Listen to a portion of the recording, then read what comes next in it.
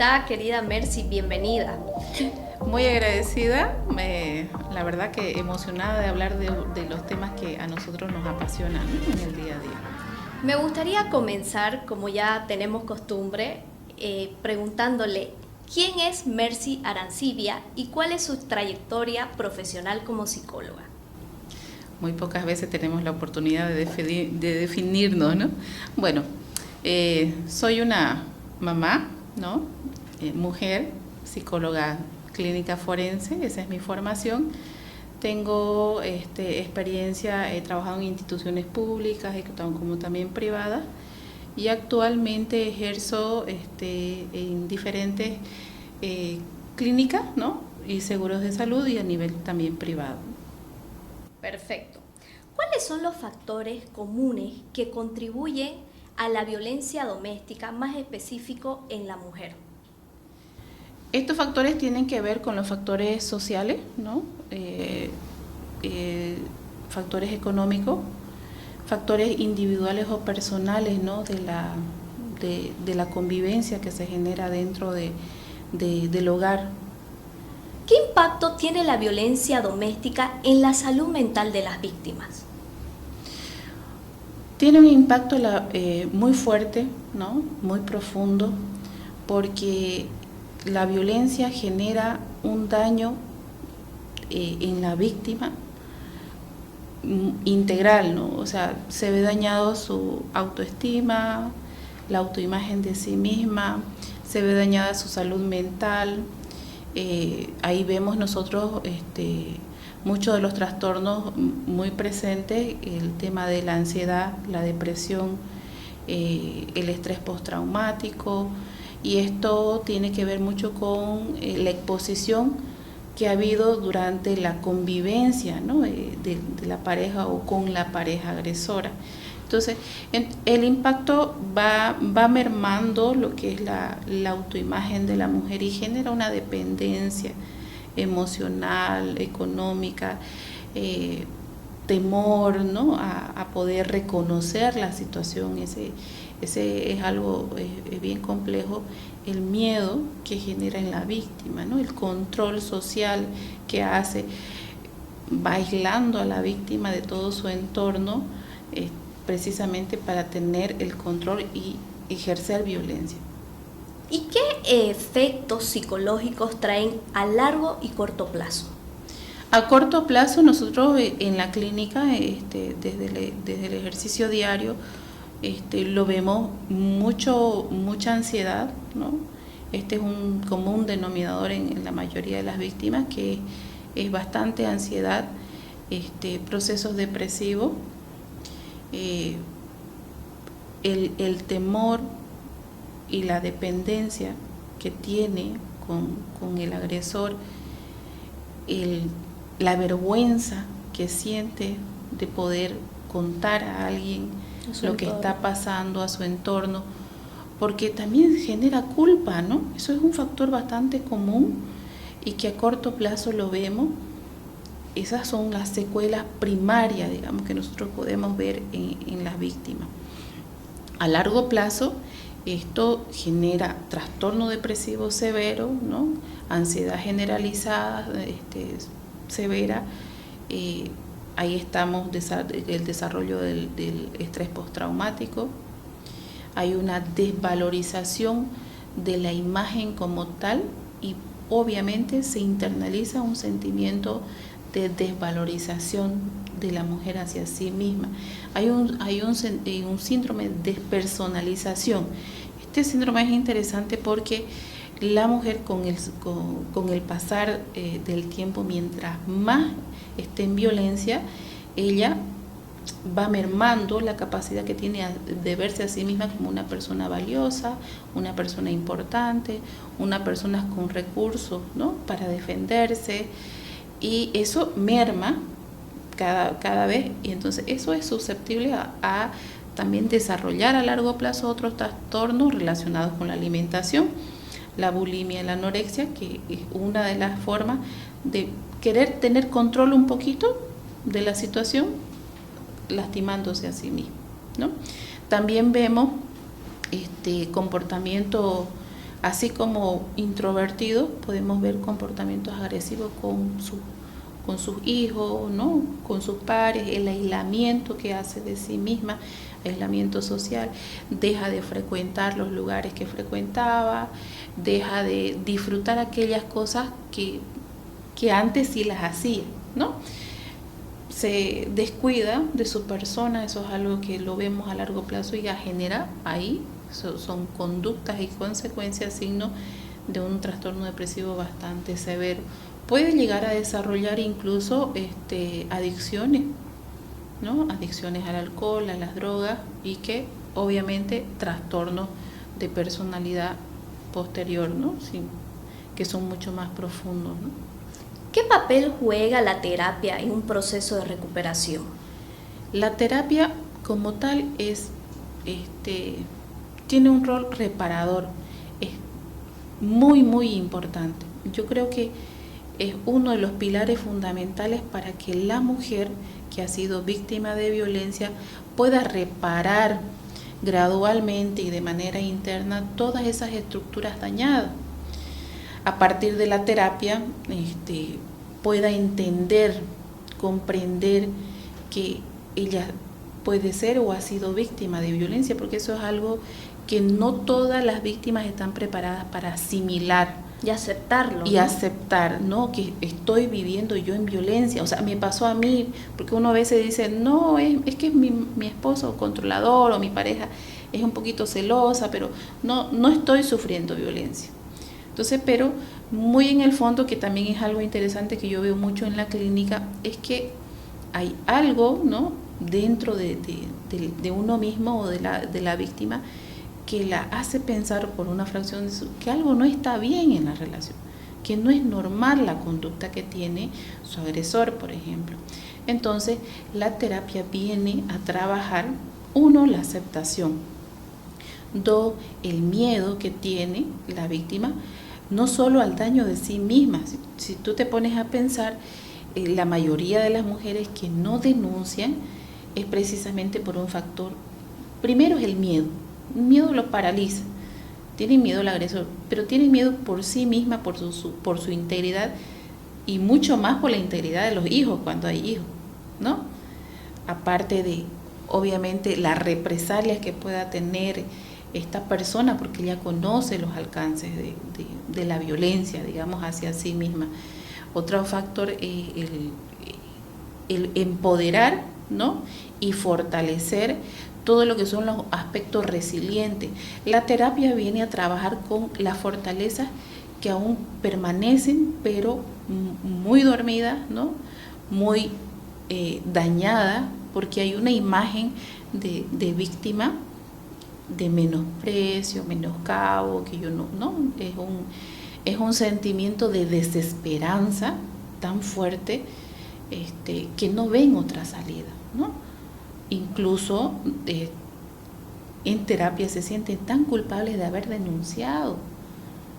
Ellas incluso dicen, yo debí callarme, yo no debí nunca denunciar porque mira lo que está pasando conmigo, con mis hijos. Entonces, y realizar, proyectar una nueva función, un nuevo rol, un nuevo proyecto de vida con los recursos que sí tiene.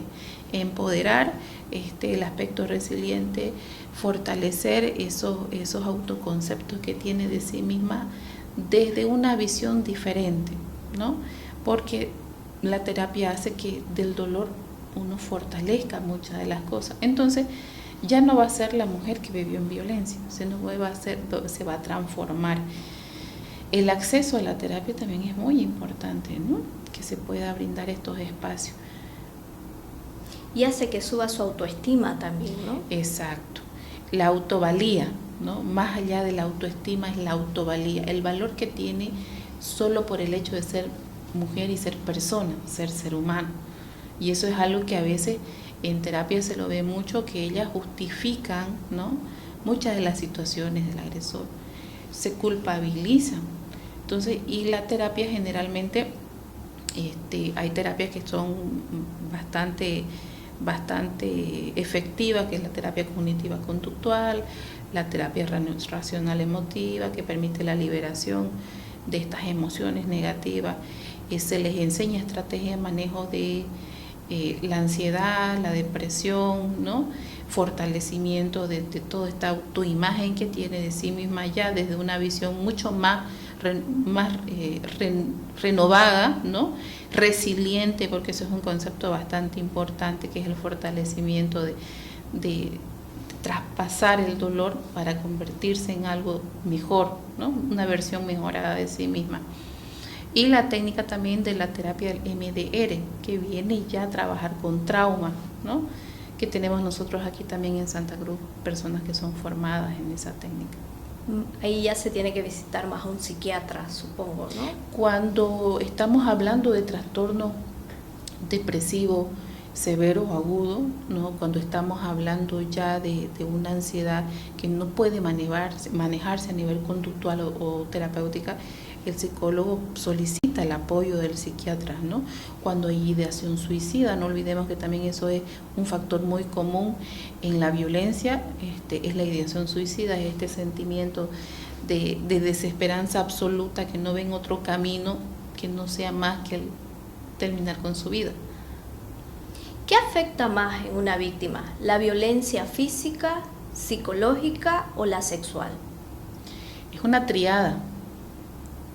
Es una triada porque la violencia inicia con aspectos muy sutiles, muy subliminales, son mensajes subliminales que uno al principio no lo capta. La mujer que vive en violencia al principio, aquellas cosas que unió la relación, la pudo haber normalizado como preocupación, como algo encantador, digamos, ¿no? Y luego que se fue ejerciendo fue un control, porque hay un ciclo de violencia, ¿no?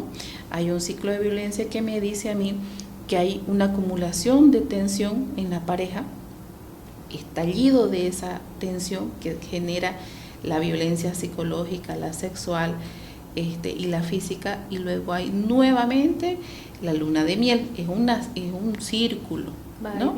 Ajá, ese es el círculo de la violencia. Entonces, cuando la mujer se percibe en la primera etapa, o sea, genera desconcierto y no sabe qué hacer con la relación, va a intentar adaptarse a la situación, intentar agradar a la pareja, ¿no? Para que ese nivel baje, pero resulta que no, eso es tan fácil pasar a la segunda etapa, donde ya hay el estallido y ya está la violencia propiamente dicha y el daño está causado. Entonces ahí es donde la mujer, al ser violentada, no ve otra salida, digamos, ¿no? Una salida alternativa, y luego viene el agresor a pedir perdón, ¿no? A romantizar, a culpabilizar, pero a romantizar. Es una etapa de la luna de miel, como se dice, ¿no ve? Entonces genera ese desconcierto en la pareja, porque no olvides que también muchas de estas relaciones hay amor, hay apego, y hay esa idea que tiene la víctima al cambio. Esta es la última vez, me lo prometió, entonces va a cambiar esa esperanza que tiene, ¿no? Cuando hay un vínculo amoroso. ¿Se puede calificar los celos como una forma de violencia psicológica? Cuando estos celos, los celos tienen una función en la relación de pareja normal, ¿no? Tiene una función, o sea, cumple esta función de decir, me quiere, ¿no? O se preocupa por mí, quiere la exclusividad de mi amor, esos son los celos, ¿verdad? Entonces, pero cuando nosotros ya lo hablamos como un trastorno, en la persona que lo padece, estamos hablando de celotipia. La celotipia hace que la persona ya quiera controlar y incluso a nivel cognitivo hay distorsiones, ¿no? Que hacen que la persona que presenta esta sintomatología convierta escenas en su mente de que la pareja le está siendo infiel, o cualquier situación la puede transformar desde su visión. Entonces, y hay un cuadro patológico, ¿no?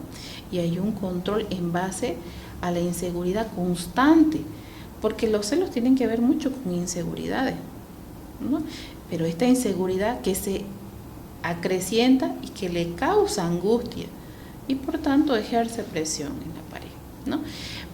Puede ser porque al principio, pero eso en el grado, ¿no? ¿Qué grado tiene? Porque hay personas que ejercen mucho control, mucho celo, y eso causa un sufrimiento en la persona a quien están sintiendo celo, ¿no? Que están reclamando esa exclusividad, como lo reclama, por ejemplo. ¿Cómo afecta la violencia doméstica en el núcleo familiar, más específico en los niños? Igual, de la misma forma. Al igual que la mujer tiene un impacto directo, pero pareciera que los niños no, los niños en su inocencia, en su edad, en la particularidad que tiene, podríamos llegar a pensar erróneamente de que a ellos no pasa nada. Yo me callo, no escucho el golpe, no escucho el grito, no escucho las ofensas porque estaba dormido, dicen, ¿no? Algunas mamás. Eso lo escucho mucho en la clínica, ¿no? Entonces, pero el daño es directo, son víctimas colaterales. Lo perciben también, ¿no? Lo perciben y lo sienten, porque mientras más pequeños son, el mundo le entra por los sentidos. Entonces, difícilmente ellos, al ver a mamá sufrir, ellos no van a sufrir. Entonces, el sufrimiento de la madre lo sienten ellos, lo perciben ellos. Hay algo que no está bien y los niños se dan una respuesta a sí mismos. Y también en este aspecto también hay que tener cuidado. ¿Por qué? Porque a veces uno dice, yo voy a aguantar todo por mis hijos, ¿no? Uh-huh. Por la unidad, porque nosotros las mujeres tenemos un mandato aquí de la foto de familia, la perfecta, y entonces ante la sociedad, ante mi familia, ante mí, yo tengo que aguantar, porque tengo que criar hijos dentro del matrimonio. Y no quiero ser tachada como madre soltera. Exacto. ¿No? Sin embargo, ya comprendiendo que el daño es directo, que igual genera un proceso depresivo, genera un proceso ansioso en los niños, genera también esta ambivalencia del vínculo con ambos, porque el niño de por sí ama a sus padres, pero se siente en esa ambivalencia con el que ha cometido el acto de agresión, también de dolor, ¿no?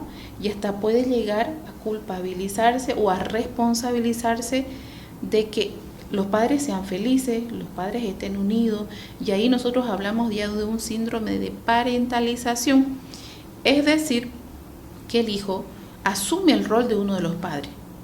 Puede ser que el niño de protección o el adolescente de protección a la madre, ¿no? O la niña sienta que tiene que cuidar al que está siendo víctima, ¿no? Entonces, y esos son modelos aprendidos, son modelos internalizados, porque si yo te preguntara a ti, Romané, ¿cómo ha sido tu vida, tu historia familiar? ¿Cuáles son tus modelos paternos? ¿Cuáles son tus modelos de esposo, esposa? Son los que traemos de casa. Entonces, al ser lo que traemos de casa, aprendemos que el amor dentro de un hogar de violencia, el amor es maltrato. Entonces, y puede ser que durante mi desarrollo, mi crecimiento y mi formación, yo perciba que eso era inadecuado, pero ya son mis traumas, ¿no?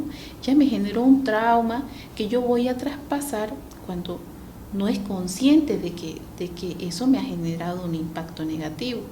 Y genera también, genera trastornos de personalidad. Es como cargar una mochila ajena, ¿no? Exacto. Por eso es que son víctimas colaterales. ¿Por qué cree usted que hay mujeres que se rehúsan a abandonar a esas relaciones abusivas? Factor número 1, miedo. Ese es el factor muy común. Es el miedo a no poder sobrellevar sola la crianza, la economía, la presión social, el temor de que nadie más la pueda querer, ¿no? De manera adecuada, la desesperanza que tiene porque se culpabiliza, pues, ¿no? Porque la relación no funcionó, por ejemplo. Y tiene que haber, obviamente,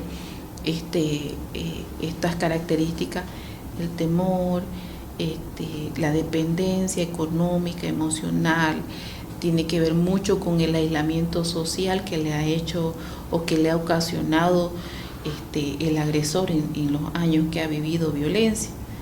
Porque si tú te pones a pensar dentro de que cada historia es particular, no hay un común denominador, es decir, así es la receta de la violencia.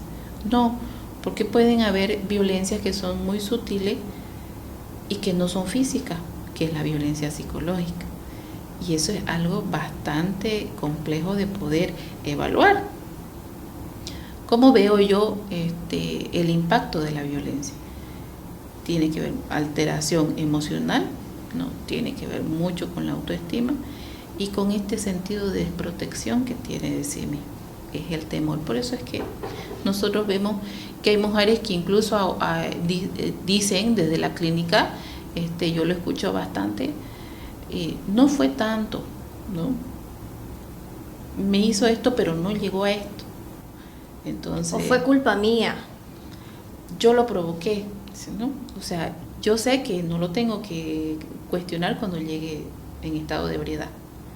Entonces, voy a aguantar, ¿no? Hablando un poco de la otra parte, ¿los varones también sufren violencia doméstica? Definitivamente que sí, porque la violencia no tiene género, ¿no? No tiene edad. Cualquier persona puede ser víctima de violencia. Y es que entre el buen trato, entre la corrección o la conducta adecuada y la violencia, hay un hilo bien invisible que incluso nosotros podemos estar ejerciendo violencia y no lo sabemos. ¿Cuál es? Cuando yo estoy molesta, o sea, cuando yo estoy con un estado emocional conductual donde todos mis impulsos, mi agresividad está ahí contenida y yo me voy a enfrentar a una situación, con seguridad yo voy a ejercer violencia. Porque no tengo filtros en ese momento, porque es un impulso. ¿Me entiendes? Entonces, en mi conocimiento que tengo que tener de mí mismo, de mi carácter, mi conducta, entonces yo puedo llegar a ejercer. Y los varones también son sujetos de violencia. Ahora mismo vemos que socialmente ya se están aperturando estos canales donde el varón también ya ha sentido la necesidad, ¿no?, de denunciar, cosa que nosotros no veíamos antes. Como la casa del hombre. Como la casa del hombre. Y que es importante, ¿no?, porque la socialización de nuestros derechos tiene que ser de manera equitativa e igualitaria. ¿Y usted ha visto más casos de violencia psicológica o física en los varones? Psicológica, sobre todo psicológica, ¿no?, acompañada de física, ¿no? Para terminar, ¿qué mensaje le daría a aquellas mujeres que actualmente sufren violencia doméstica y no se animan a denunciar o a tomar una terapia? Primero es la aceptación. Es importante que escuchen ese sentimiento interno que se tiene cuando uno ha llegado a un punto en que ya no puede más. Porque llega un punto donde algo me dice a mí misma que no está bien lo que está pasando. Entonces, eso es la aceptación. Esa aceptación de que yo también puedo ser víctima me genera una demanda, ¿no? Avisar a alguien conocido, a alguna red de apoyo, familia, amigo, ¿no?, una persona que me puede orientar para ver si es que lo que yo estoy pensando es así. Informarse también, ¿no?, de todos los lugares donde puede el sistema judicial, el sistema público tiene sus filtros, ¿no? ¿Dónde puedo ir yo a denunciar? También es importante. Poder informarme, cómo puedo yo asistir a los centros de atención integral, por ejemplo, que también los brindan, ¿no?, las instituciones, y también a partir de la terapia, porque déjame decirte que hay un aspecto también, que hay otro grupo de la población de mujeres que son víctimas de violencia durante mucho tiempo, muchos años, son matrimonios muy consolidados, como nosotros le llamamos, de bastantes años, muy tradicionales, que de pronto llegan a terapia porque tienen problemas de insomnio, ¿no?